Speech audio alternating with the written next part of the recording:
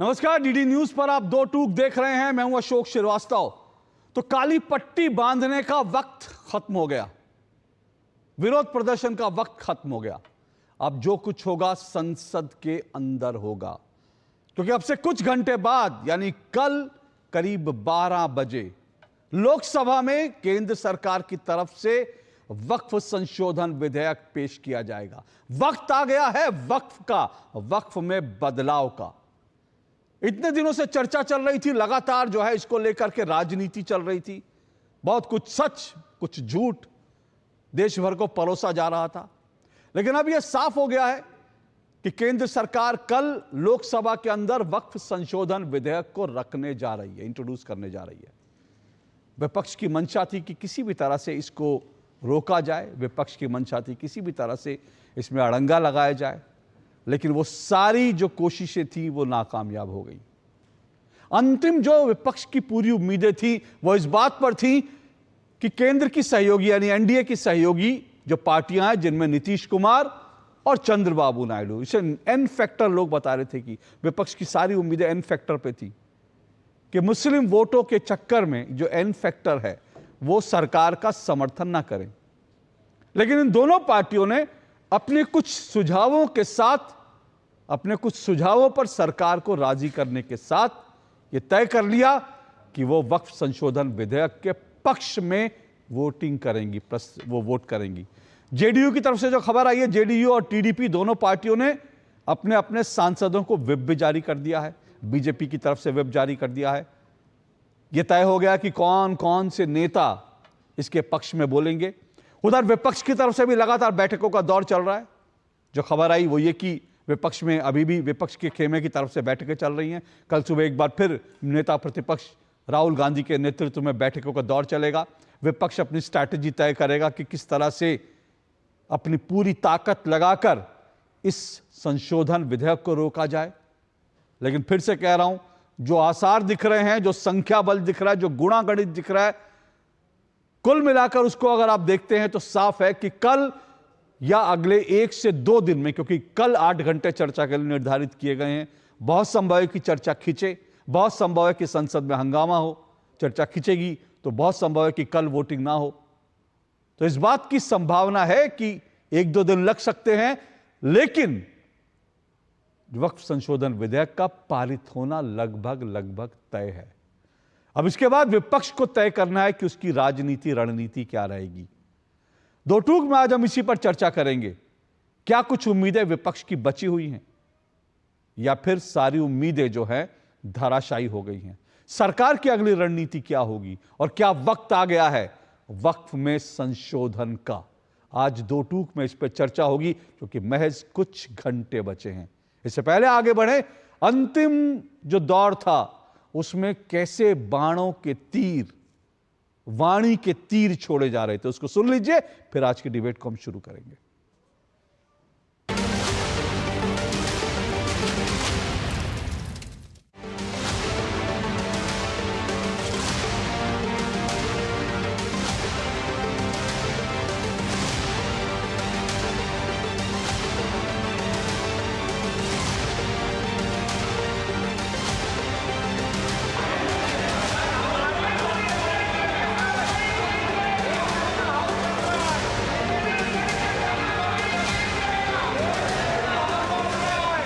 हम तो वॉकआउट करके आए हैं, उनका मन में क्या है अब वो जाने। पूरा देश आज देख रहा है कि किस प्रकार से लोकसभा में धीरे धीरे आज लोकतंत्र की आवाज़ को कुचला जा रहा है। आज 1 तारीख है, 2 तारीख को अगर लोकसभा में पारित होता है, उसके बाद राज्यसभा में रिपोर्टिंग करना होता है, फिर वहाँ तय करके समय और वहाँ डिस्कशन होना है।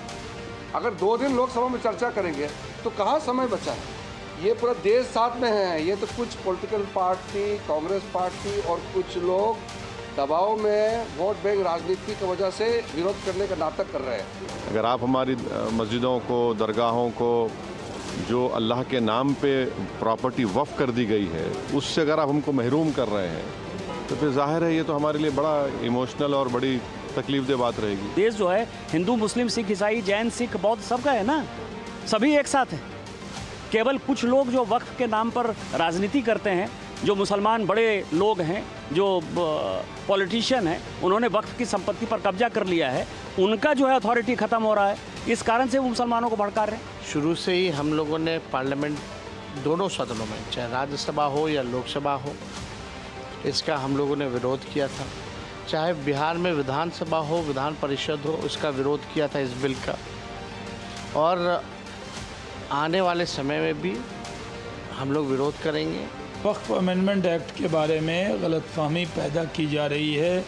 मुसलमानों को भड़काने में कांग्रेस और अन्य पार्टियां लगी हुई हैं।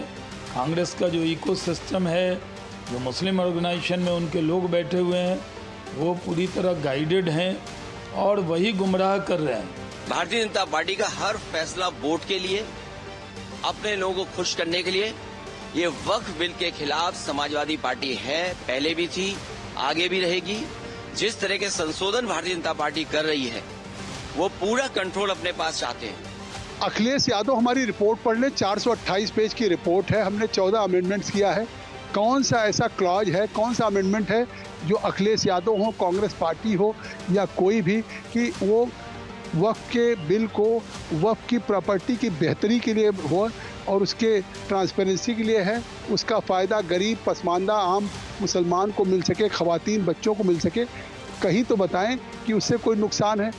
वक्फ को इस तरह निशाना बनाना ये अफसोस की बात है, क्योंकि ऐसा लगता है कि सिर्फ हमारा ही एक जो खैरात का सिलसिला है उसके खिलाफ कार्रवाई की जा रही है। वक्फ अमेंडमेंट एक्ट आ जाएगा तो ये खास लोगों का जो कब्जा है वो कब्जा मुक्त होके आम गरीब मुसलमानों को उसका वेलफेयर मिलेगा। तो जितने लोग ये विरोध कर रहे हैं, ये केवल और केवल अपने स्वार्थ के लिए इसका विरोध कर रहे हैं।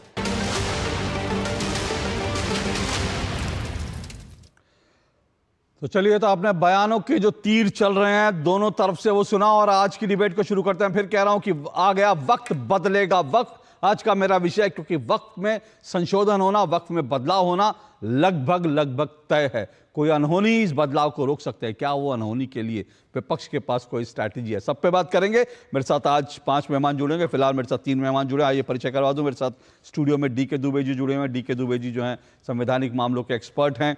मेरे साथ एडवोकेट निखिल जैन जुड़ चुके हैं, कांग्रेस समर्थक, राजनीतिक विश्लेषक हैं। मेरे साथ जो हैं इसके अलावा मोहम्मद अफजल साहब जुड़ चुके हैं, मुस्लिम राष्ट्रीय मंच के संयोजक हैं। और मेरे साथ चारूर प्रज्ञा जुड़ चुकी हैं, बीजेपी की प्रवक्ता हैं चारूर प्रज्ञा जी। आप चारों मेहमानों का बहुत बहुत शुक्रिया। जल्दी मेरे साथ अरुण कुमार आरजेडी से जुड़ेंगे, लेकिन शुरुआत में चारूर प्रज्ञा आपसे कर रहा हूँ। चारूर प्रज्ञा, अभी जो फिलहाल नंबर गेम है, क्योंकि जेडीयू ने जिस तरह का समर्थन का ऐलान कर दिया है, व्हिप जारी कर दिया, टीडीपी ने व्हिप जारी कर दिया है, क्या उसके बाद ये वक्फ संशोधन विधेयक जो है आपको लग रहा है कि अब आसानी से आप इसको पारित करवा लेंगे? अशोक जी नमस्ते। बिल्कुल, इसको आसानी से पार कराया जाएगा, क्योंकि सब लोग समझते हैं इस अमेंडमेंट की बहुत ज्यादा जरूरत है। देखिए, विपक्ष बहुत समय से कोशिश कर रहा है कि इसको बांट दिया जाए हिंदू मुस्लिम में, इसको बांट दिया जाए कुछ इस तरीके से, क्योंकि एक धर्म विशेष को लेकर वो जिस तरीके की तुष्टीकरण की राजनीति करते हैं, वो ये बार बार कहेंगे कि ये मुसलमानों के खिलाफ है या आपके धर्म के खिलाफ है, इससे आपको समस्या होगी, परेशानी होगी। लेकिन ये सच्चाई नहीं है। ये किसी धर्म के खिलाफ नहीं है, ये मुसलमानों के खिलाफ नहीं है। ये बिल केवल ट्रांसपेरेंसी लाने का काम करता है। मैं चंद सवाल पूछना चाहूंगी। क्या आपको याद है कि मल्लिकार्जुन खड़गे से लेकर बड़े बड़े कांग्रेस के नेताओं ने बार बार ये कहा है कि ये वक्फ ने जो प्रॉपर्टी यहाँ पर हड़प ली है वो गलत थी, इस प्रॉपर्टी पे कब्जा गलत तरीके से कर लिया गया था। क्या आपको याद है एक समय ऐसा भी था जब हमारे संसद की जमीन तक को वक्फ की जमीन कह दिया गया था, पूरे गांव वक्फ की जमीन कह दिया गया था। ये आपको ये याद है कि इस समय कोई ट्रांसपेरेंसी नहीं है, कहीं पर भी कोई ट्रांसपेरेंसी नहीं।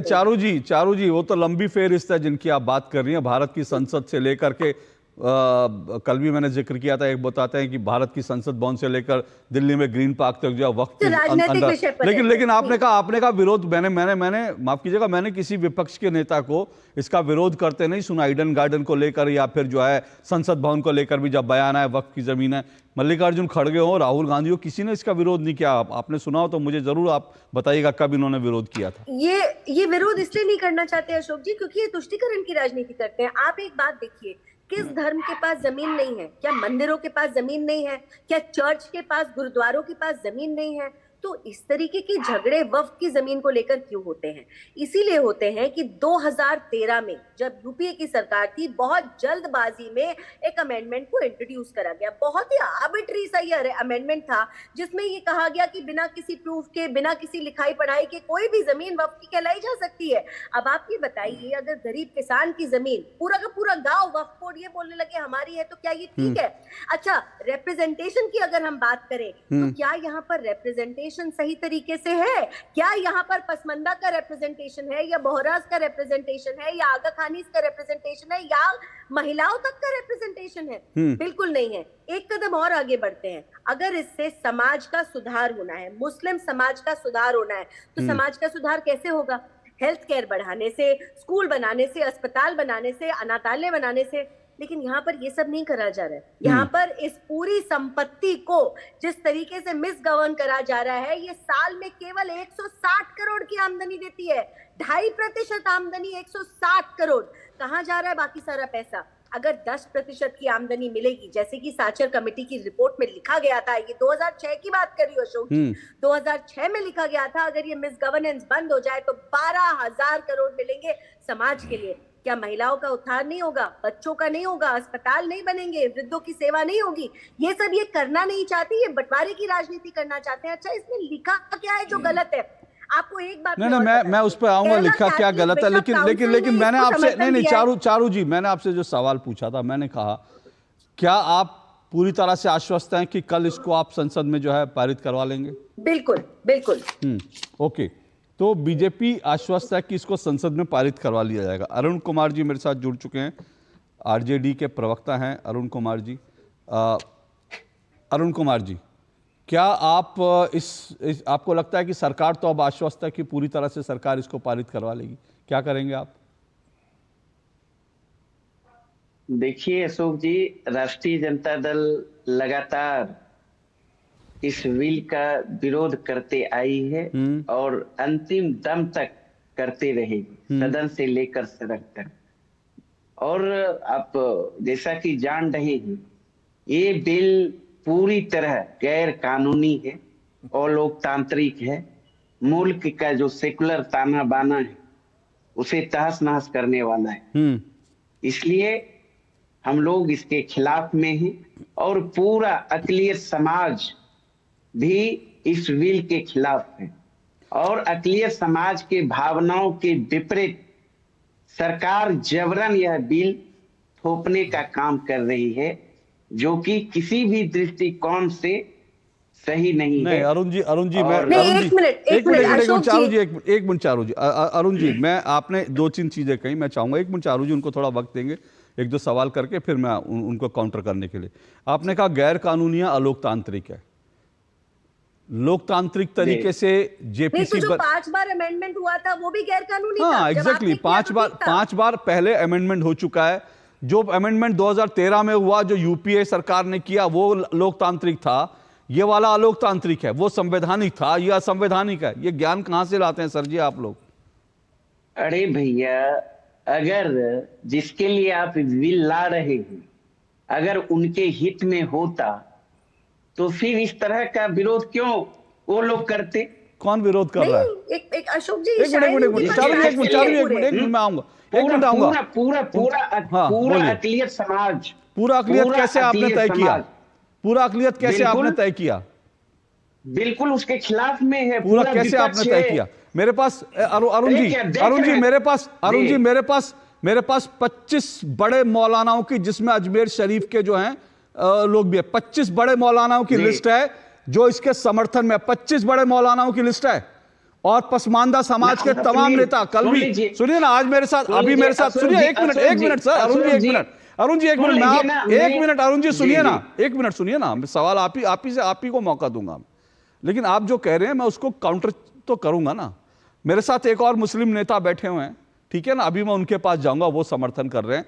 तो आप ये क्या मुस्लिम जो है all India Muslim personal law board खड़ा हो गया विरोध में, असदुद्दीन ओवैसी खड़े हो गए, क्या यही मुसलमानों के नेता देश में? आपको जानकारी होगा, मैं एग्जाम्पल छोटा सा दे रहा हूं। आपने देखा होगा बिहार में नीतीश कुमार जी के दावते इफ्तार को 7 संगठन मुस्लिम संगठनों ने विरोध करने का काम किया, बायकॉट करने का काम किया, और जो भी संगठन है खिलाफ में, चूंकि यह जो है संविधान के विपरीत है। अनुच्छेद हमारा 25-26 क्या कहता है? क्या कहता है? क्या कहता है आप ही बताइए। आप सर अच्छा आप मुझे बताइए, सर आप बताइए। चलिए आप मेरे से पूछ रहे हैं सर, आप मुझसे पूछ रहे ना। ओके सर सुनिए ना, अरे बाबा ये बताइए वक्फ बोर्ड कब बना? ये बताइए वक्फ बोर्ड कब बना? सर बताइए ना। सुन लीजिए ना एक बात, ये सुन लीजिए ना, जो हमारा संविधान का जो 25-26 जो आजादी है ना, स्वतंत्रता है, धार्मिक आजादी है। अब इसमें आप गैर मुस्लिम सदस्य को ला रहे हैं, इसकी क्या आवश्यकता है? धार्मिक आजादी आप कह रहे हैं कि धार्मिक आजादी इससे? अशोक जी हाँ बोलिए चारू जी बोलिए। वो कह रहे हैं मुसलमानों की आजादी का सवाल है, संवैधानिक मामला। मेरे साथ संविधान मामलों के जानकार है, उससे पहले जाऊं, चारू जी रिस्पॉन्ड कीजिए। जी मैं 2-3 बात जल्दी बताना चाहती हूँ। पहले तो ये जिसको गैर संवैधानिक बता रहे हैं, 5 बार अमेंडमेंट हो चुका है भाई साहब, 5 बार। तो जो वो 5 बार हुआ था वो तो आपने मान लिया क्योंकि आपका नैरेटिव सूट हो रहा था।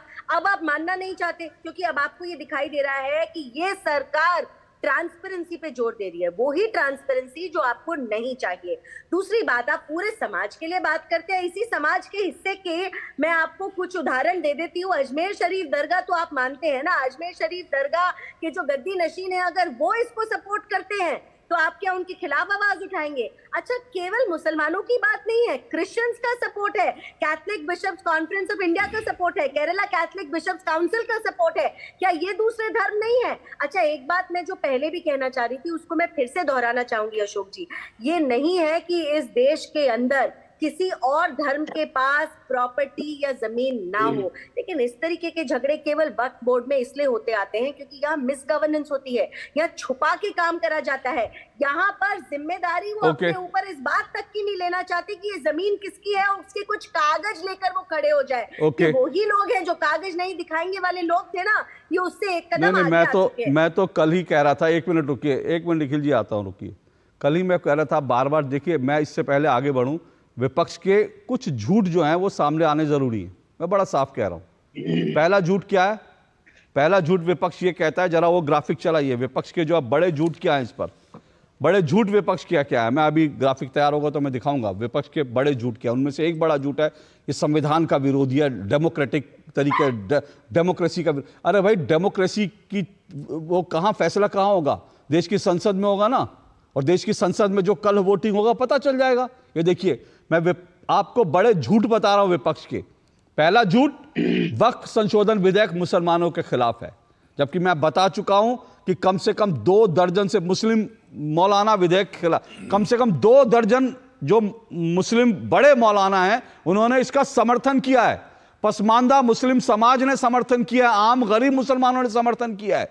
एक और झूठ कि विधेयक संविधान के खिलाफ है। इससे पहले कम से कम 5 बार संशोधन हो चुके हैं। आप करें तो वो सही है और दूसरा करें तो वो गैर संवैधानिक है। इसका फैसला क्या आपने, संविधान की व्याख्या क्या आपके समर्थन से होती है क्या? तो ये भी एक विपक्ष का बड़ा झूठ है कि वक्फ संशोधन पर विपक्ष के बड़े झूठ बता दूं। विधेयक पर पर्याप्त चर्चा नहीं की गई, ये बार बार कहा जाता है। विधेयक जेपीसी में गया जहां 36 बैठकें हुई थी, 36 बैठकें और 111 घंटे तक चर्चा भी हुई थी और ग्लास भी तोड़े गए थे इसके विरोध में कि भैया नहीं पास करवाना। तो जो लोग चर्चा कर रहे थे उन्होंने चर्चा करी, जो लोग ग्लास तोड़ना चाहते थे उन्होंने वहां ग्लास तोड़ा। वक्फ संशोधन विधेयक मुसलमानों के खिलाफ नहीं है, यह बड़ा झूठ है, बार बार बता रहा हूं। पसमानदा मुसलमान, गरीब मुसलमानों ने इसका समर्थन किया क्योंकि उनको लगता है ट्रांसपेरेंसी से उनके हक जो मारे जा रहे थे उनको हक मिल पाएंगे। और यह जो कहा जाता है, निखिल जैन को लाइए, निखिल जैन जी, निखिल जैन जी, ये कहाँ से अभी अरुण जी कह रहे थे संविधान संविधान संविधान, तो मैं तो उनसे सवाल पूछ रहा था, वो आए नहीं। भैया संविधान संविधान फिर से बता रहा हूँ, लोग ये अच्छी तरह से याद कर लें। भारत का संविधान जो है 1950 में बना, लागू हुआ।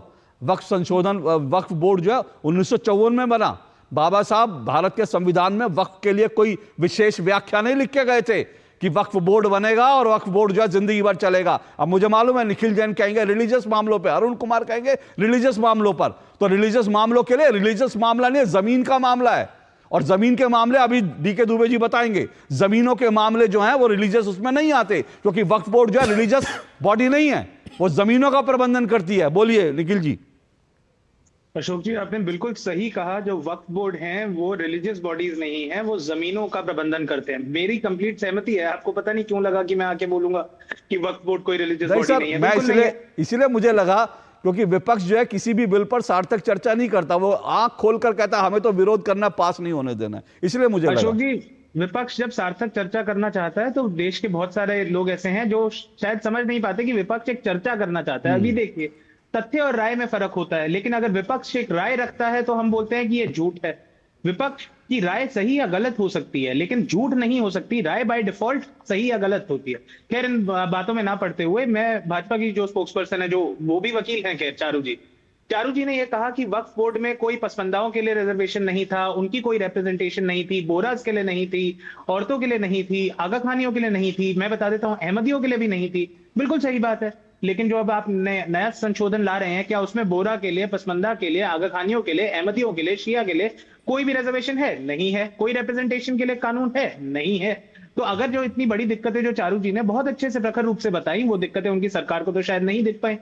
उसके बाद अब विपक्ष का इस पे विरोध क्यों है, उसका मैं एक सिंपल सी बात कह देता हूं आपके साथ समर्थन करते हुए, कि वक्फ लैंड को मैनेज करता है। किस लैंड को मैनेज करता है? पहली बात तो ये शायद देश की जनता को जानना जरूरी है कि हर एक स्टेट के एक अलग वक्फ बोर्ड होता है, कोई एक कॉमन वक्फ बोर्ड नहीं होता, और हर वक्फ बोर्ड स्टेट गवर्नमेंट के अंडर आता है। तो यूपी का वक्फ बोर्ड बीजेपी के अंडर आता है, कर्नाटका का वक्फ बोर्ड कांग्रेस के अंडर आता है। स्टेट गवर्नमेंट ही उनमें मेंबर्स को अपॉइंट करती हैं। पहले के कानून के हिसाब से वो मेंबर्स खाली मुसलमान होने चाहिए थे। अब नया कानून का जो संशोधन सरकार ला रही है, उसमें 2 मेंबर्स नॉन मुस्लिम होने चाहिए, 2 मेंबर्स विमेन भी होनी चाहिए। बहुत अच्छी बात है, विमेन की आपने रिप्रेजेंटेशन की बात करी। गलत मुझे ये लगता है कि जब किसी टेम्पल ट्रस्ट के बोर्ड पर कोई नॉन हिंदू नहीं होता, जब किसी सिख गुरुद्वारा प्रबंधक कमेटी में नॉन सिख नहीं होता, होना भी नहीं चाहिए मेरे हिसाब से, तो वक्फ बोर्ड में क्यों नॉन मुस्लिम हो?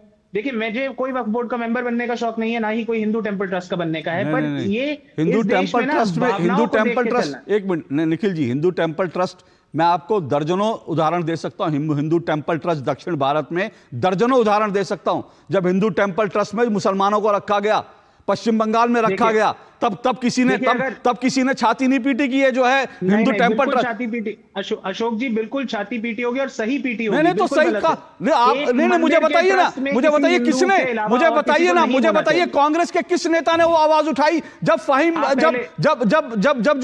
जब ममता बनर्जी ने वहां पर मंदिरों की जो व्यवस्था थी उसके अंदर जब मुसलमानों को भर दिया, तब मुझे बताइए मल्लिकार्जुन खड़गे ने विरोध किया, राहुल गांधी ने किया। जब दक्षिण भारत के तमाम मंदिरों के अंदर ईसाई और मुसलमानों को जो है उनके प्रबंधन में जोड़ दिया गया, तब राहुल गांधी ने आवाज उठाई, सोनिया गांधी ने आवाज उठाई। मुझे बता दीजिए, जब महाकुंभ के पूरी की पूरी जिम्मेदारी जो है वो दी गई जो है एक मुस्लिम नेता को, तब किसने विरोध कर दिया? मुझे बता दीजिए।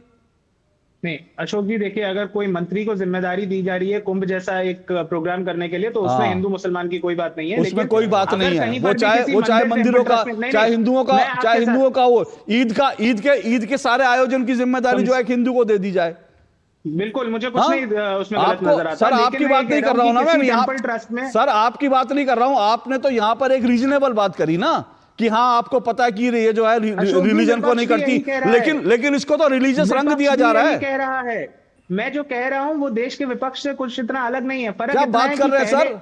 विपक्ष के ज्यादातर नेता पहले से शुरुआत करते हैं ये बोलते हुए कि ये एंटी मुस्लिम है, और न्यूज में खाली ये वाली बाइट चल जाती है। लेकिन जब विपक्ष पूरे मुद्दे की बात करता है कि इसमें नॉन मुस्लिम क्यों है, इसमें कलेक्टर के पास सर्वे करने की पावर क्यों है, इसमें इस तरीके के प्रकरण क्यों है, और ट्रांसपेरेंसी की चारू जी ने बात करी, मैं उनसे पूछना चाहूंगा कौन सा ऐसा प्रावधान है इस संशोधन में जो ट्रांसपेरेंसी बढ़ा रहा है? देखिए, वक्फ के जो बोर्ड रहे हैं स्टेट गवर्नमेंट्स के, डिफरेंट स्टेट गवर्नमेंट्स के अंडर, उसमें करप्शन हुआ है, इसमें कोई इनकार नहीं करेगा। लेकिन करप्शन इस देश की हर इंस्टीट्यूशन और बॉडी में होता है, हमें हटाना चाहिए। पर बीजेपी सरकार का ये कहना कि हमारे संशोधन से सारी करप्शन हट जाएगी, बहुत सबका फायदा हो जाएगा, ये सिर्फ बेमानी बातें हैं। आप बताइए कि चलिए, ओके चारू जी रिस्पॉन्ड कीजिए जल्दी से, फिर मैं डीके दुबे जी के पास जाऊंगा। हम आपकी वॉइस बोलिए की वजह से इनको ये ज्यादा पता होना चाहिए। जो वक्फ का जो बोर्ड है ना, उसको बार बार इस देश के कोर्ट्स ने स्टैट्यूटरी बोर्ड बताया है, रिलीजियस बॉडी नहीं बताया है। और मैं लगातार आपको बहुत सारे ऐसे केस लॉज गिना सकती हूँ जहां पर ये बात साफ समझ में आती है कि जो गवर्निंग बॉडी है वो स्टैट्यूटरी बॉडी है, पहली बात। दूसरी बात, अगर आप रिप्रेजेंटेशन की बात करते हैं तो इसमें आपको गलत क्या लगता है? आप वही लोग हो ना, उन्हीं पार्टी के सपोर्टर्स हो ना जिन्होंने पिछले कुंभ में आजम खान को कुंभ मेला का इंचार्ज बनाया था, तो तब तो आपको कोई समस्या नहीं थी। जब हम आज बहुत ज्यादा गर्व के साथ ये कहते हैं हम सबका साथ सबके विकास में विश्वास रखते हैं, यहाँ पर हम केवल मिसमैनेजमेंट पे रोक लगाना चाहते हैं, ट्रांसपेरेंसी लाना चाहते हैं, मॉडर्निटी लाना चाहते हैं, डिजिटलाइजेशन लाना चाहते हैं, आपको इस बात से समस्या है? या आपको इस बात में मजा आता है कि 20,000 से भी ज्यादा केसेस आज कोर्ट में केवल इसलिए पेंडिंग है क्योंकि वक्फ बोर्ड पे कोई भी क्लैरिटी नहीं है? एक अंधेरा सा कुआं आप लोगों ने 2013 में बनाया क्योंकि आपकी सरकार को मुसलमानों का वोट बटोरना था, केवल वोट बटोरना था, उनके लिए काम नहीं करना था। काम करने वाली ये सरकार रही है। तो जब मैं आपसे नाम लेकर ये पूछती हूँ कि क्या आप अजमेर शरीफ दरगाह के साथ नहीं है, क्या आप दूसरे रिलीजियस बॉडीज के साथ नहीं है, या आप ये बोलना चाहते हैं कि दूसरे रिलीजन्स के पास जो जमीन होती है वो बिना झगड़े के निभा सकते तो मुसलमान नहीं निभा सकते? आप कमी कहाँ निकालना चाह रहे हैं? मुझे बताइए इसके कौन से प्रावधान से आपको समस्या है? एक मिनट मैं आपको सुनिए मैं आपको एक मिनट रुकिए, सुनिए मेरे साथ कोई बात छुपानी होती मेरे साथ और भी मेहमान है। देखिए मैं फिर कह रहा हूं, अभी निखिल जी आपने जो कहा था ना, मैं अभी आऊंगा उस पर। देखिए मैं कह रहा हूं ना, विपक्ष के दो बड़े झूठ बता दूं मैं। एक, ये अलोकतांत्रिक है। अभी सुन रहे थे जो अखिलेश यादव कह रहे थे, भाई अलोकतांत्रिक कैसे हो? एक मिनट, मेरी राय, ये राय है लेकिन ये झूठ है ना, ये राय हो सकती है, राय झूठी है। अलोकतांत्रिक कैसे हो सकता है? अगर कोई बिल जो है संसद में आ रहा है, संसद में जो है वो बहुमत से पारित हो रहा है, वो अलोकतांत्रिक कैसे हो सकता है? और दूसरा झूठ, दूसरा झूठ तो सर जी 370 को भी सुप्रीम कोर्ट लेके गए थे और इस सरकार के बड़े फैसले सुप्रीम कोर्ट ले, क्या लगा चपत लगी वहां से? 370 को भी कह दिया था अलोकतांत्रिक है, अधिकारों का हनन है, कश्मीरियों के जो है वो अधिकार दबा दिए गए, कश्मीरी मुसलमानों पर अत्याचार है। सुप्रीम कोर्ट ने क्या जोर की झाटा मारा था, याद होगा ना? वो चपट सुप्रीम कोर्ट की, अब भी चले जाइएगा सुप्रीम कोर्ट में। अरे सुनिए ना, सुप्रीम कोर्ट चले जाइएगा, दम हो तो सुप्रीम कोर्ट चले जाइएगा। निखिल जैन, दम होना चाहिए, सुप्रीम कोर्ट चले जाइएगा। सीए के लिए सुप्रीम कोर्ट चले गए, क्या हासिल कर लिया? वहां से भी चपत लगेगी, अभी जोर की चपत लगेगी सीए को लेकर। झूठ सीए को लेकर नहीं बोला आप लोगों ने, सीए को लेकर कितना झूठ बोला था कि मुसलमानों की नागरिकता चली जाएगी, मुसलमान 2 दर्जे के हो जाएंगे। ऐसा झूठ आप लोग बार बार बोलते हैं देश में। और दूसरा झूठ जो आप कह रहे हैं ये संविधान के विरोधी है, अभी उसकी हवा निकालेंगे ब्रेक के बाद। निखिल जैन और ऐसे जितने लोग विपक्ष झूठ बोल रहे हैं कि असंवैधानिक है, उसकी हवा निकालेंगे इस ब्रेक के बाद। क्योंकि फिर कह रहा हूं, विपक्ष के हर बार झूठ होते हैं और सुप्रीम कोर्ट से लेकर संसद तक हर जगह विपक्ष को चपत पड़ती है, फिर भी विपक्ष समझने के लिए तैयार नहीं है। इसीलिए चुनाव में अंडा आता है, इसीलिए चुनाव में अंडा आता है राहुल गांधी का। एक छोटे से ब्रेक के बाद आ रहा हूं।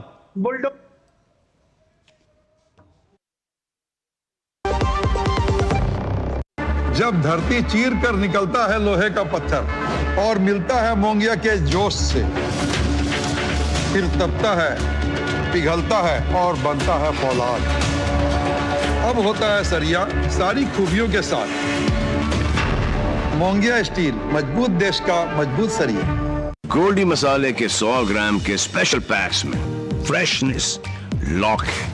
ऐसे गोल्डी मसाले जहां जाएं रिश्ते बनाएं। वाह, गाय तुम्हारी माता है ना? तो पशुहार के नाम पर जहर क्यों खिलाता है? अनसंड हटा, दिल से खिला, सिर्फ कपिला, देश का नंबर 1 पशु आहार। जो लक्ष्य चुना था समझ आने लगा है, GLA यूनिवर्सिटी, उच्च लक्ष्य की निश्चित प्राप्ति।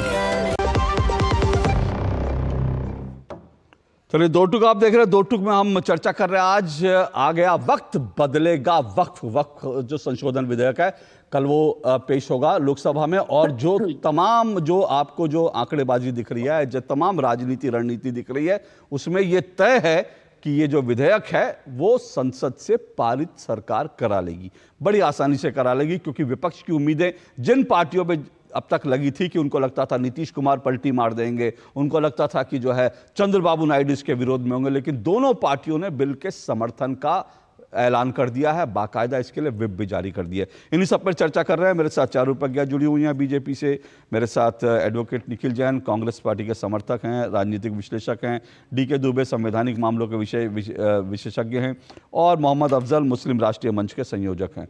जल्दी से डीके दुबे जी, ये जो कहा जाता है कि भाई ये जो है संविधान विरोधी है, ये बड़ा आजकल सुन रहे हैं। वैसे तो 2014 के बाद जितने बिल आए हैं, जितने विधेयक आए हैं, जितने कानून बनाए हैं, वो सब विपक्ष की नज़र में संविधान के विरोधी हैं। क्योंकि उनको लगता है जो बीजेपी करेगी, जो एनडीए करेगी, सब संविधान विरोधी करेगी। अब इसको भी संविधान विरोधी बताया जा रहा है। तो कहा जा रहा है कि भाई संविधान में तो इस तरह की व्यवस्था नहीं है। देखिए, मुझे लगता है कि उन्होंने ये मंत्र सिद्ध कर रखा है। मैं आपको बताऊं, जिस आर्टिकल 25 और आर्टिकल 26 की बात कही जा रही है, उसको शायद पूरा नहीं पढ़ा होगा। उसमें लिखा है finally, subject to the condition of law in enforcement in India, यानी कि आपको आज़ादी उतनी है जितनी कि भारत का कानून देता है। यहाँ आज़ादी का मतलब एब्सोल्यूट राइट नहीं है। ये जो राइट है वो सब्जेक्ट टू कंडीशन है कि भारत के कानून के अनुसार। पहली बात तो ये, इसलिए जब कानून के अनुसार कहता है तो असंवैधानिक कैसे हो सकता है अगर कानून पास कर रहे हैं। दूसरी बात इसमें यह है कि कानून बाकायदा पार्लियामेंट में पास हो रहा है, पार्लियामेंट में आपकी सदस्यता है, पूरे देश का रिप्रेजेंटेशन है। और वी द पीपल कौन है? सुप्रीम कोर्ट के कई एक जजमेंट है जिसमें यह कहा गया है, we the people of India, we the people parliament के थ्रू करेंगे। तो पार्लियामेंट में रिप्रेजेंटेशन जाता है, पार्लियामेंट के थ्रू होता है। इसलिए असंवैधानिक, गैर लोकतांत्रिक, मुझे लगता है ये परिभाषा या ये शब्द ही गलत है। ये सिर्फ वो लोग बोल रहे हैं जिन्होंने या तो संविधान पढ़ा नहीं या लोकतंत्र जानते ही नहीं है कि लोकतंत्र का मतलब क्या होता है। इसलिए इस तरह का विषय सामने आता है बार बार। देखिए, जो आंकड़े हैं मैं आपको बता दूं, 272 जो है बहुमत चाहिए, और सरकार के पास जो एनडीए के पास, एनडीए के सहयोगी दलों को मिलाकर जो है, जो बीजेपी के सहयोगी दलों कुल मिलाकर 293 का आंकड़ा है। इसमें अगर एक दो इधर उधर भी हो जाते हैं तब भी सरकार को कोई दिक्कत नहीं आने वाली। और विपक्ष के पास जो है 233 का आंकड़ा है। तो इसलिए जो आंकड़े हैं वो आंकड़ेबाजी साफ कहती है कि क्या होने वाला है कल। और ये डेमोक्रेसी है भाई, लोकतांत्रिक तरीके से हो रहा है। लोकतांत्रिक तरीके में आप क्या करोगे संसद के अंदर? आप बहुत होगा तो हल्ला हंगामा करोगे, लेकिन जब वोटिंग होगी तो आपको हार का मुंह देखना पड़ेगा। बोलिए निखिल जैन, रिस्पॉन्ड कीजिए, फिर मैं जाता हूं अफजल, मोहम्मद अफजल साहब के पास। मेरा चारू जी से एक सिंपल सा सवाल था। उन्होंने कहा कि एक मिनट चारू जी के पास जाए, एक मिनट सुनिए ना, चारू जी से आपको सवाल करने का मौका दूंगा। ये जो संविधान आप कह रहे हैं, जो मैंने कहा, जो जिसको मैं झूठ कह रहा हूं, आप इसको लगता, आपको ये भी लगता होगा ये विपक्ष की राय है, लेकिन इसको गैर संवैधानिक कहना है, राय नहीं है, सीधा सीधा झूठ है। तो आपको क्या लगता है, आप रीजनेबल बात कर रहे हैं, तो आपको क्या लगता है ये झूठ है कि सच है, संविधान के विरोध में है क्या? अशोक जी, हर संशोधन संवैधानिक नहीं होता और ऐसे ही हर संशोधन असंवैधानिक भी नहीं होता। कोई संशोधन या बिल संवैधानिक है या नहीं है, ये सुप्रीम कोर्ट डिसाइड करता है। मुझे सचमुच उस फिल्म का डायलॉग याद आ गया कि कहना क्या चाहते हो। 3 इडियट का डायलॉग याद आ गया, कहना क्या चाहते हो। अरे आप ये बताइए, मैंने आपसे सिंपल सा पूछा निखिल जी, सुनिए ना मेरा सवाल सिंपल सा है। विपक्ष कह रहा है कि मैं ये नहीं कह रहा कि हर ये क्या होता है हर वो, विपक्ष कह रहा है ये असंवैधानिक। इसको बताइए कैसे असंवैधानिक है, विपक्ष की बात झूठ है कि सही है, फिर हम उस पर डिबेट करते हैं उन बिंदुओं पर। देखिए, विपक्ष की राय है कि असंवैधानिक है। मुझे लगता है इसलिए है क्योंकि आपने कलेक्टर को एक पावर दे दी कि कलेक्टर का डिसीजन फाइनल होगा। ये आर्बिट्ररी है, that is against principles of natural justice. और ये पर्टिकुलर जो सेक्शन है ये शायद सुप्रीम कोर्ट असंवैधानिक कह के स्ट्राइक डाउन कर सकता है। कांग्रेस सरकार के लाए हुए, बीजेपी सरकार के लाए हुए बहुत सारे संशोधन और बिल स्ट्राइक डाउन होते हैं, ये कहे के सुप्रीम कोर्ट द्वारा तो आने से पहले आपने डिक्लेयर कर दिया चारू जी ने पहले ये कहा था कि 4 संशोधन पहले हो चुके, वो संवैधानिक थे, ये क्यों नहीं है। देखिए, हर संशोधन संवैधानिक नहीं होता, इसीलिए स्ट्राइक डाउन भी होता है। यही मैं कहने की बात कर रहा था। मेरा सिंपल सा मुद्दा ये है कि अगर ये कहा जा रहा है कि संशोधन ट्रांसपेरेंसी बढ़ाता है, बहुत अच्छी बात है, मुझे बस वो प्रावधान, वो सेक्शन नंबर बता दीजिए जो ट्रांसपेरेंसी बढ़ाता है। ओके, चलिए उस पे भी आएंगे, चलिए उस पे भी आते हैं। पहले चारू जी रिस्पॉन्ड कीजिए। अशोक जी देखिए, मैं ना इसको बहुत ही सरल तरीके से ब्रेक डाउन करके बताना चाहती हूँ। सबसे पहली शिकायत, और ये हमने बहुत समय से हर पार्टी से सुनी है, कि जमीन चुरा ली गई और उसको कह दिया गया कि ये वक्फ की जमीन है। ये बार बार होता चला आ रहा है। देखिए, हम बड़ी बड़ी बातें करते हैं, हम पार्लियामेंट की बात करते हैं, हम संसद भवन की जमीन की बात करते हैं, लेकिन गाँव में किसानों के खेत, कितने ऐसे केसेस हैं। और यहाँ पर भी मेरे पास कम से कम 4 पेज लंबी लिस्ट है, 4 पेज लंबी, और ऐसे 21,000 से भी ज्यादा मामले हमारे कोर्टों में हैं। अब मैं आपको एक और बात बताती हूँ। इन सारे मामलों को दूर करने का केवल एक ही तरीका है, एक मैनेजमेंट के अंदर ट्रांसपेरेंसी लाई जाए। ये कैसे लाया जाएगा? इस संशोधन के द्वारा। दूसरी बात, क्या एग्जिस्टिंग वक्फ की प्रॉपर्टीज वापस ली जा रही हैं? नहीं, ऐसा कुछ भी नहीं हो रहा। किसी मंदिर, मस्जिद, दरगाह या जो एग्जिस्टिंग कोई जगह एस्टैब्लिश्ड है उसको हटाया जा रहा है, ऐसा भी बिल्कुल नहीं हो रहा। तो ये झूठ क्यों फैला रहे हैं? अच्छा, तीसरी बात, अगर ये कहते हैं कि मुसलमानों के खिलाफ है ये, तो मुझे बताइए, क्या बोहरा या आगा खानीज या पसमंदा मुसलमान नहीं होते? क्या महिलाएं मुसलमान नहीं होती? अगर बोर्ड में हम सबका रिप्रेजेंटेशन इस बिल के द्वारा लाना चाह रहे हैं, तो आपको तो खुश होना चाहिए भाई, इक्वल रिप्रेजेंटेशन की बात होती है। अच्छा, आखिरी बात, और ये मैं आपसे बार बार पूछती हूँ, आपने जो संशोधन लाए, चलो ठीक है, अब एक कदम आगे बढ़ते हैं। पर्पस क्या है? वक्फ की जमीन का पर्पस क्या है? समाज का भला करना। समाज का भला करने के लिए आपको इस जमीन का सही इस्तेमाल करना पड़ेगा। आपको मालूम है हमारे इस देश में कितनी ऐसी जमीन है जो कहने के लिए वक्फ बोर्ड की कह दी गई है, लेकिन किसी और ने चुराकर अपने पास रख ली गई है, क्योंकि ये बोर्ड बनाने का जो आपने तरीका बना रखा था ना, ये गलत था। हाल ही में चंद्रबाबू नायडू ने भी अपने प्रदेश में जो एग्जिस्टिंग बोर्ड था उसको हटाकर नया बिठाया। क्या इसका ये मतलब है आप बोर्ड के खिलाफ है? नहीं, इसका ये मतलब है कि आप एक भ्रष्ट बोर्ड के, एक भ्रष्ट सिस्टम के खिलाफ। ओके, मैं अफजल साहब की, मैं एक मिनट मोहम्मद अफजल साहब की, देखिए बार बार ये बात हो रही है ना मुस्लिम विरोधी है, तो मोहम्मद अफजल साहब, ये जो है आपने ये देखा होगा संशोधन जो पूरा विधेयक है, क्या ये मुसलमानों के खिलाफ है, आपको लगता है? देखिए जी, मैं अभी इतनी देर से बहस सुन रहा हूँ, तो जरा मेरे को भी सब्र से सुनिए। हाँ, बोलिए। देखिए, एक संवैधानिक और गैर संवैधानिक एक चर्चा हो रही है, सुबह शुरू से मैं सुन रहा हूँ। 1954 से लेकर 2013 तक ये जो बिल बना, वक्फ एक्ट जो बना, ये किसने बनाया? कांग्रेस सरकार और सो कॉल्ड सेकुलर सरकारों ने बनाया, और उन्होंने अमेंड किया। जब तुमने बिल बनाया था तो फिर उसमें अमेंडमेंट क्यों किया? सवाल ये है कि आपने, अगर आप बिल बना रहे हैं तो आप तो पहले ही सच्चे आदमी, आप तो मुसलमानों के फेवर में, फिर 5 दफा आपने अमेंडमेंट क्यों किया? पहला अमेंडमेंट एक ही साल में, पहले ही साल में हो गया था पहला अमेंडमेंट बोर्ड बनने मुझे मालूम है, मैं बता रहा हूँ ना, 2013 तक के 5-6 अमेंडमेंट हो चुके हैं। और उसके बाद आप ये बताएं क्यों ऐसा किया? क्या ये सेकुलर, इनके दिमाग नहीं था? इनके बड़े बड़े जो बैठे हुए थे, जो मुसलमानों के बड़े खास हैं। चलिए अब वाले पर आइए ना, अभी जो अमेंडमेंट है, क्या वो मुसलमानों का विरोधी है? सरकार, ये देखिए, ये सरकार, अगर भारतीय जनता पार्टी कोई अगर मुस्लिम फेवर में कोई काम करना चाहती है, समाज के फेवर में कोई काम करना चाहती है, तो वो गैर संवैधानिक है, वह असंवैधानिक है। मैं ये पूछना चाहता हूँ, अभी मैं चर्चा में देख रहा था, एक साहब ये कह रहे थे कि मुस्लिम्स को, हिंदूज को क्यों उसके अंदर वक्फ बोर्ड का मेंबर बनाया जाए। मैं आपसे सबसे पूछना चाहता हूँ कि जब हमारी जो आस्थानें होते हैं, जहाँ पे दरगाहें होती हैं, उन पे सिर्फ मुसलमानों की आस्था नहीं होती, दूसरे समाज की, दूसरे धर्म के मानने वालों की भी आस्थाएं होती है, और वो इतनी आस्था में उनसे इतने सराबोर होते हैं कि वो अपनी जो जायदादें और अपना जो धन वो वक्फ को, वो उसको जो आस्थाने को वक्फ कर देते हैं। तब मुसलमानों को तकलीफ नहीं होती। ये हम देशवासियों को तकलीफ नहीं होती? भाई आप हिंदू हो और हिंदू होगा तुमने मुसलमानों का, मुसलमान जो बाबा है जो दरगाह में जो बैठा लेटा हुआ है वो बाबा है, उसके लिए तुमने क्यों दे दी? क्यों दे? लेकिन वो अगर दे रहा है क्योंकि उसकी आस्था है, उसको आस्था को चैलेंज नहीं कर सकते। अगर वो आस्थावान जो है ना, उसके तुमने आस्था के अनुसार अगर उसने वो उसको वक्फ कर दिया, अपना गांव वक्फ कर दिया, अपनी जायदाद वक्फ कर दी, अपना पैसा वक्फ कर दिया, तो आपको लगता है कि ये मुसलमानों के विरोध में नहीं? आपको लगता है ये संशोधन मुसलमानों के विरोध में नहीं है? मैं कह रहा हूं ना, मुसलमानों के सबसे फेवर में है। ओके, सबसे ज्यादा फेवर में। क्यों? देखिए एक बात सुनिए, वक्फ की रूह क्या है? वक्फ किस लिए बनाया गया था?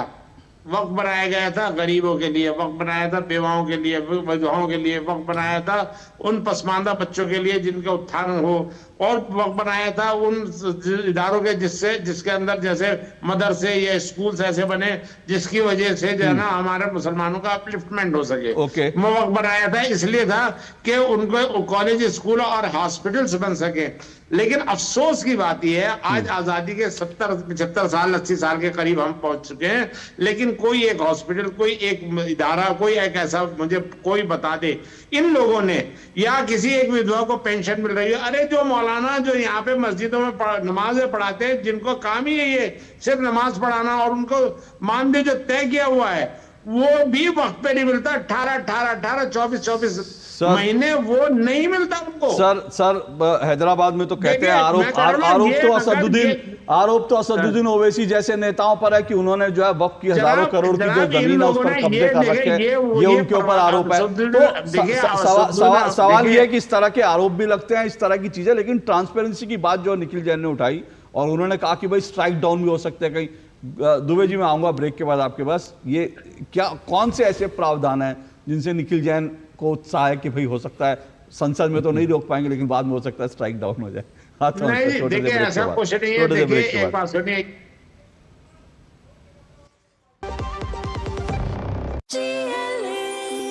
जो लक्ष्य चुना था समझ आने लगा है। GLA यूनिवर्सिटी, उच्च लक्ष्य की निश्चित प्राप्ति। गोल्डी मसाले के 100 ग्राम के स्पेशल पैक्स में फ्रेशनेस लॉक ऐसे। गोल्डी मसाले, जहां जाएं रिश्ते बनाएं।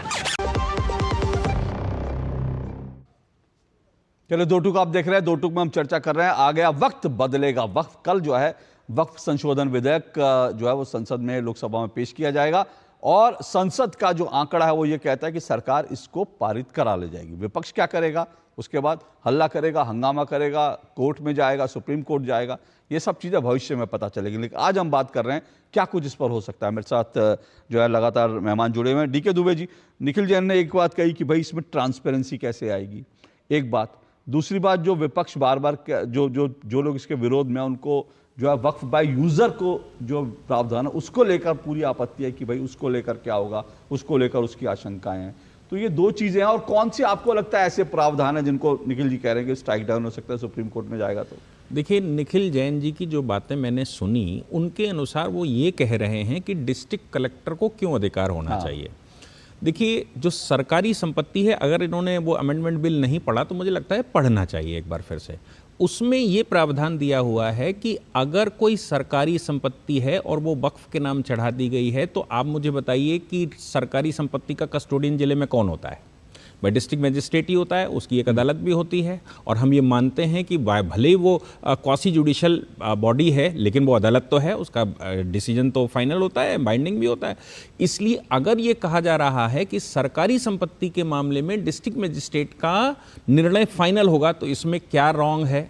दूसरी बात यह है कि वक्फ बाय यूजर जिसकी आप बात कर रहे हैं वो सबसे बड़ा विवाद है। विवाद क्यों है? ये कह रहे हैं कि भाई हम यूज कर रहे हैं वक्फ प्रॉपर्टी और यूज करने की वजह से वक्फ हो गई, लेकिन इस बात पर क्यों नहीं ध्यान दिया जा रहा है कि बाय आफ्टर डेडिकेशन, भले ही उसने किसी ने प्रॉपर्टी ट्रांसफर ना की हो लेकिन मेरे पास ओनरशिप तो होगी मैं उस पर यूज करने के लिए। भाई मैं यूज भी करूंगा, या किसी की ओनरशिप की प्रॉपर्टी है वो अगर वक्फ बना दी गई है या उसको यूज किया जा रहा है तो किसी की ओनरशिप तो होगी।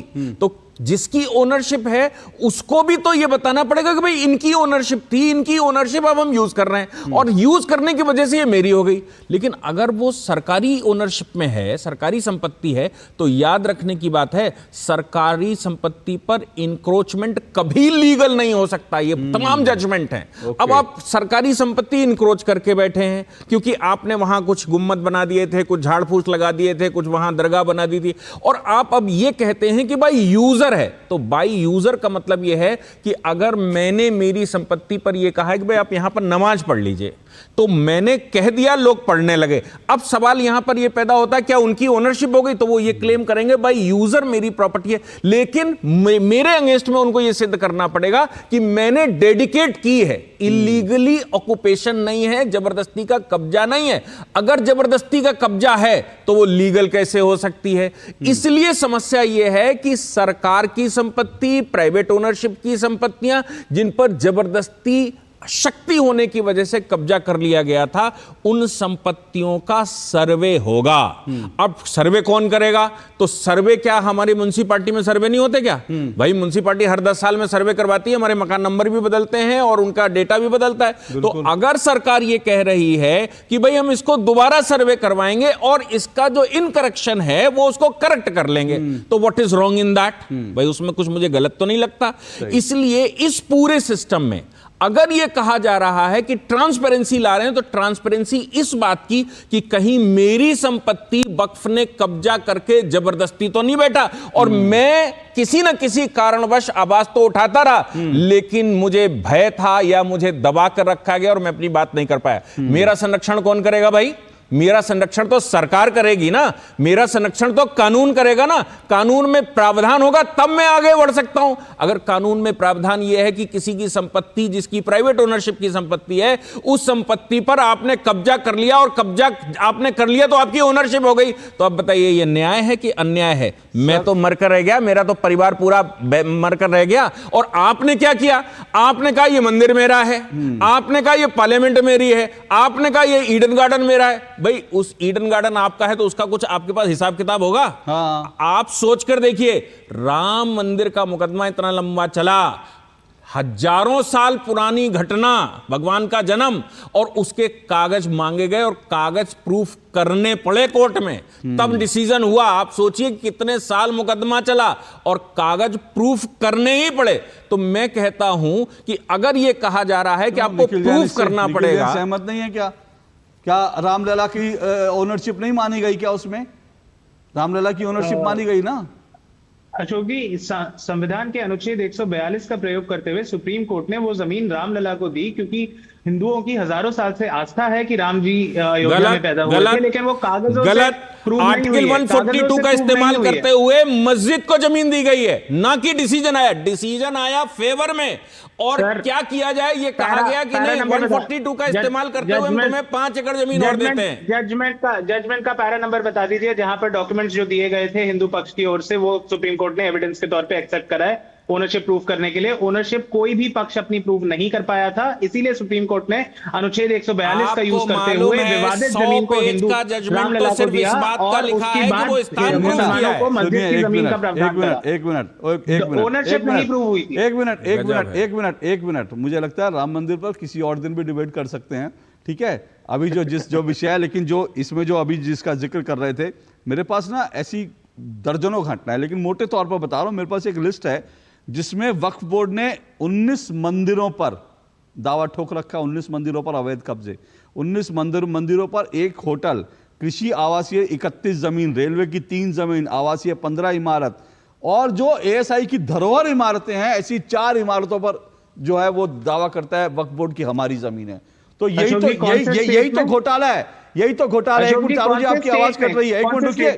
यही तो घोटाला है, यही तो घोटाला है। और गिनना शुरू करेंगे तो संसद भवन से लेकर के जो है दुनिया भर की इमारतें आपकी हैं, तो भैया फिर उसके बाद जो है आप सभी कुछ ले जाओ, फिर बचा क्या?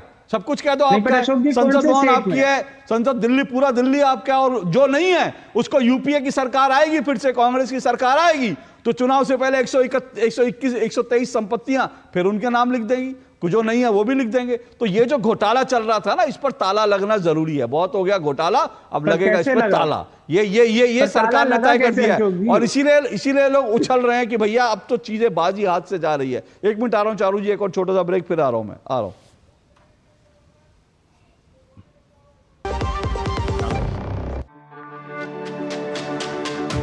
मेरी पसंद, मेरी पसंद,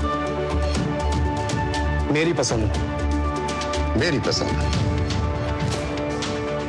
हमारी पसंद, हम सबकी पसंद। मजबूत देश का मजबूत सरिया मोंगिया स्टील। जो लक्ष्य चुना था समझ आने लगा है। जीएलए यूनिवर्सिटी, उच्च लक्ष्य की निश्चित प्राप्ति। गोल्डी मसाले के 100 ग्राम के स्पेशल पैक्स में फ्रेशनेस लॉक है। ऐसे गोल्डी मसाले जहां जाएं रिश्ते बनाएं। ओके चलिए, 4 रुपये हैं क्या? 4 रुपये नहीं, 4 रुपये नहीं। बोले निखिल जी, आपकी अब मैं समझना चाह रहा हूं भैया, इसकी आपत्तियां, ये लोकतांत्रिक है, ये बात तय है, वो तय हो जाएगा लोकसभा में अगर पारित होगा। संवैधानिक है, ये तय हो जाएगा। अगर नहीं आपको लगता तो आप सुप्रीम कोर्ट चले जाइए, जो अगर सुप्रीम कोर्ट के लगे स्ट्राइक डाउन कर देगा सुप्रीम कोर्ट। इसके अलावा क्या आपत्ति है आपकी? अशोक जी, जो कहा जा रहा है कि वक्फ बोर्ड ने संसद पे, किसी मंदिर पे या कहीं पर भी दावा ठोक दिया, उसके साथ हमें स्टेट बताना जरूरी है, क्योंकि अगर उत्तर प्रदेश का वक्फ बोर्ड किसी मंदिर पे दावा ठोक रहा है तो वो उत्तर प्रदेश की सरकार को हमें सबसे पहले पकड़ना चाहिए। कर्नाटका का वक्फ बोर्ड कर रहा है तो कर्नाटका की सरकार को पकड़िए, क्योंकि वक्फ बोर्ड सरकार स्टेट गवर्नमेंट की एक इंस्टीट्यूशन होती है। दूसरी बात, ये बात कही गई कि बहुत सारी जमीन वक्फ की हड़प ली गई। चारू जी की आवाज दीजिए भाई, चारू जी की आवाज दीजिए। सेक्युलर है ना? हाँ बोलिए। गवर्नमेंट तो सेक्युलर है ना? गवर्नमेंट में कहां लिखा है कि किसी बोर्ड पर केवल मुसलमान ही हो सकते हैं? आप डिसाइड करो ना, आप क्या कह रहे हो? आप बहुत कंफ्यूज हो आज निखिल जी। अशोक जी, इसको मैं आपको समझाना चाहती हूँ। निखिल जी ने वो ही पॉइंट बोला है जो मैं शुरू से बोल रही हूँ। स्टैट्यूटरी बॉडी का मतलब एक एक करके सुनिए, एक एक करके, 1 मिनट, एक एक करके बोलिए। और सर, ये सिख गुरुद्वारा प्रबंधक कमेटी, ये मस्जिद प्रबंधक कमेटी नहीं है वक्फ। बार बार आपने अभी मेरी बात से सहमति जताई। आप इसका कंपैरिजन सिख गुरुद्वारा, वो गुरुद्वारे को मैनेज करती है, ये मस्जिदों को मैनेज नहीं करती है वक्फ बोर्ड। वक्फ बोर्ड जमीनों को करती है, जिसमें होटल बने हुए हैं, जिसमें घर बने हुए हैं, जिसमें मदरसे हैं, जिसमें प्लॉट हैं, जिसमें जो है घर बने हुए हैं, होटल बने हुए हैं। सुनिए, ऐसा अपनी बात से पलटिए मत। सुनिए निखिल जैन, अपनी बात से पलटिए मत। अभी आपने कहा था ये रिलीजियस बॉडी नहीं है, और अब आप कह रहे हैं, अब आप इसका कंपैरिजन कर रहे हैं, तो इसीलिए मैं आपसे कह रहा हूं निखिल जैन, आप कहना क्या चाहते हो? 3 इडियट कहना क्या चाहते हो? चारू प्रज्ञा रिस्पॉन्ड कीजिए। देखिए अशोक जी, अभी निखिल जी ने वही बात कही, वही बात उसी झूठ का पर्दाफाश किया। तो अरे विनोद, आपको भी देख रहा है कि आप आज पूरी तरह से कंफ्यूज दिख रहे हो। देख रहे हो विनोद? बोलिए चारू जी। अशोक जी, देखिए अब निखिल जैन ने एक एक करके बोलिए, टाइम वेस्ट नहीं कीजिए प्लीज। रुक जाइए। अब देखिए निखिल जैन ने क्या कहा। ये कहा कि अगर वक्फ बोर्ड ने किसी जमीन पे कब्जा करने की कोशिश करी तो सरकार की गलती है। तो सरकार तो भैया एक धर्म की नहीं हो सकती ना। किसने कहा है कि अगर कोई बोर्ड सेमी सरकारी भी है तो उस पे केवल मुसलमान रहेंगे? तो यही तो इस संशोधन के द्वारा किया जा रहा है। सब लोग रहेंगे, क्यों नहीं रह सकते? महिलाएं क्यों नहीं रह सकती? मुस्लिम वर्ग के वो हिस्से जिनको आपने काट के परे डाला हुआ था, चाहे वो बोहरा हो चाहे वो पसमंदा हो, उनका रिप्रेजेंटेशन क्यों नहीं रहेगा? तो अभी निखिल जैन ने खुद बता दिया कि जो वक्फ बोर्ड है वो कोई रिलीजियस बोर्ड नहीं है, वो एक स्टैट्यूटरी बोर्ड है। उसको सरकार को जवाब देना होता है और इसीलिए वो धर्म से नहीं चलेगा, वो न्याय के साथ चलेगा, वो ट्रांसपेरेंसी के साथ चलेगा और वो समाज का, लोगों का उद्धार करने का काम करेगा। लोगों का उद्धार दूसरों की जमीन पे कब्जा करने से नहीं होता। बार बार मैं आपको इस बात से याद दिला रही हूं निखिल जैन, आप भूल जाते हैं कि अगर मुसलमानों के खिलाफ कोई निर्णय लिया जा रहा होता तो इस बोर्ड को खत्म किया जाना होता। खत्म नहीं कर रहे हैं इसको, सच में उन लोगों के लिए बना रहे हैं जिनके लिए ये ओरिजिनली बनाया गया था, महिलाओं के लिए, समाज के उस वर्ग के लिए जो अपना ख्याल अच्छी तरीके से खुद नहीं रख पाते हैं। डीके दुबे एक बार बार आ रही है, एक बात सेक्शन नहीं बता पाई अपनी बात को सपोर्ट करने के लिए। वो दर्शकों को बहुत कुछ बताया। कौन सा सेक्शन? कौन सा सेक्शन? ट्रांसपेरेंसी प्रमोट हो रही है इस पे, तो आप सेक्शन नंबर बताइए कौन से सेक्शन से कौन सा स्पेसिफिक प्रावधान है जिससे ट्रांसपेरेंसी प्रमोट हो? एक मिनट, पहली बात, एक मिनट, पहली बात, कल जब ये पूरा का पूरा विधेयक जो है वो सदन पर रखा जाएगा तब आपको क्लॉज भी पता चल जाएंगे। लेकिन दो चीजें जो इसमें इंपॉर्टेंट है वो जो मेरी जानकारी में, डी.के. दुबे जी की जानकारी में शायद ज्यादा हूं, जो मेरी जानकारी में, एक, इसमें आपको कोई भी संपत्ति है उसको रजिस्टर कराना जरूरी होगा। अब तक बहुत सारी प्रॉपर्टीज वक्त की ऐसी हैं जो रजिस्टर नहीं होती। दूसरा, उस रजिस्टर में अगर ओनर चेंज होता है, कुछ होता है, अगर जमीन यहां से वहां जाती है, फर्ज कीजिए कि वक्त की जमीन है जिस पर ओवैसी साहब ने कब्जा कर लिया है, तो उसको लेकर के आपको जब आप ओनरशिप चेंज होती है तो उसको वेबसाइट पे डालना होगा। क्या ये दो चीजें काफी नहीं है ट्रांसपेरेंसी के लिए? और बाकी जो प्रावधान होंगे मुझे लगता है वो कल और क्लियर हो जाएंगे। डी.के. दुबे और अशोक जी, जो कागज लेके मारे फिरते थे ना लोग, ये दिखाने के लिए कि भैया हमारी संपत्ति है, वक्फ की नहीं है। देखिए, मैं फिर से कह रहा हूं ना, यहाँ तो इतने साल से ईडन गार्डन में जो है क्रिकेट मैच हो रहे हैं, आज तक किसी को नहीं पता, ना खेलने वालों को, ना खिलाने वालों को, ना टिकट बेचने वालों को, ना टिकट खरीदने वालों को। अचानक एक दिन जो वक्फ बोर्ड आता है, अरे ईडन गार्डन तो हमारे बाप का है। तो ये ट्रांसपेरेंसी नहीं थी, अब ट्रांसपेरेंसी होगी। अब आप नहीं कह सकते उनसे कागज मांगे जाएंगे कि दिखाओ ना ईडन गार्डन तुम्हारे बाप का है तो कागज दिखाओ, और वहीं पर सारा खेल है। डी.के. दुबे। अशोक जी, जो सिविल का प्रोसीजर है, जो प्रॉपर्टी के ट्रांसफर होने का प्रोसीजर है, उस पर अगर ध्यान देंगे तो बिल्कुल करेक्ट आ जाएगा। मेरी संपत्ति बहुत सारी पीढ़ियों से मेरी है, मतलब बहुत सारी पीढ़ियों से मैं उस पर बैठा हूं, हजारों पीढ़ियां हो सकती हैं उस पर बैठी हूं, लेकिन फिर भी सरकारी रिकॉर्ड में हमें म्यूटेशन करवाना होता है। मेरे पिता के उत्तराधिकार के रूप में अगर हम 4 भाई हैं तो चारों की एप्लीकेशन जाती है और उस पर म्यूटेशन होता है ताकि सरकारी रिकॉर्ड पर चढ़ाया जा सके। बिल्कुल। कोई भी संपत्ति, ये प्रिजम्पशन होता है कि अगर सरकारी रिकॉर्ड पर जो चढ़ी हुई है वो संपत्ति उसी की है जिसका नाम उस पर चढ़ा हुआ है। अब मुझे बताइए कि अगर कोई कहता है ये वक्फ है तो वो सरकारी रिकॉर्ड पर क्यों नहीं चढ़ी होनी चाहिए? और सरकारी रिकॉर्ड पर अगर चढ़ी होनी चाहिए तो उस पर म्यूटेशन क्यों नहीं होना चाहिए? म्यूटेशन जिस समय आप दाखिल करेंगे तो आपके पास जो जो एविडेंसेस हैं, जो आप कहते हो कि मैं 1000 वर्ष से बैठा हूं, वो वहां पर क्लेम करोगे, करके आएगी और कहेगी कि भाई 1000 साल से ये यहां पर बैठे हुए, ये संपत्ति इनकी है। मुझे बता दीजिए कि आप अचानक कोई संपत्ति पर क्लेम कर देंगे और ये कह देंगे कि ये मेरे पिताजी की संपत्ति है, कैसे स्वीकार किया जा सकता है? और अगर संपत्ति पर मैं बैठा हुआ हूं तो भी अगर मेरे ऊपर डिस्प्यूट खड़ा किया जाता है तो मुझे प्रूफ करना पड़ेगा कि मेरी इस पर ओनरशिप क्यों है, और जो क्लेम कर रहा है उसको भी प्रूफ करना पड़ेगा कि उसकी ओनरशिप क्यों है। तो वक्फ क्यों नहीं करेगा सरकारी रिकॉर्ड में चढ़ाने के लिए? वक्फ का रिकॉर्ड क्या सरकार के रिकॉर्ड से ज्यादा बड़ा है कि आपने एक सूची निकाली और कहा ये संपत्ति मेरी और मेरी हो गई? ना वक्फ का रिकॉर्ड बड़ा है, ना वक्फ जो है देश से बड़ा है, और इसीलिए जो ट्रांसपेरेंसी चाहिए और इसीलिए सुधार चाहिए। सुधार तो होगा, और कल जो है, फिर से कह रहा हूं, कल वोटिंग होगी, दूध का दूध पानी का पानी हो जाएगा। डेमोक्रेटिक तरीका भी विपक्ष को दिख जाएगा। विपक्ष कितना डेमोक्रेटिक तरीके से चलता है ये देखना इंटरेस्टिंग होगा। बाकी जो है संविधान और असंवैधानिक की लड़ाई जो है वो विपक्ष लड़ेगा, लेकिन वो लड़ाई जो है लंबी चलती रहेगी। पर मुसलमान इसके पक्ष में हैं, बड़ी तादाद में कम से कम पक्ष में हैं, ये बात साफ है। बहुत सारे लोग बिना काली पट्टी के भी उन्होंने ईद मनाई है, देश में लाखों करोड़ों मुसलमानों ने मनाई है, तो इससे बहुत तस्वीर साफ हो जाती है। लेकिन एजेंडा है, चलता रहेगा। पर आज इतना ही, कल आपसे मुलाकात होगी। फिलहाल इजाजत दीजिए, नमस्कार।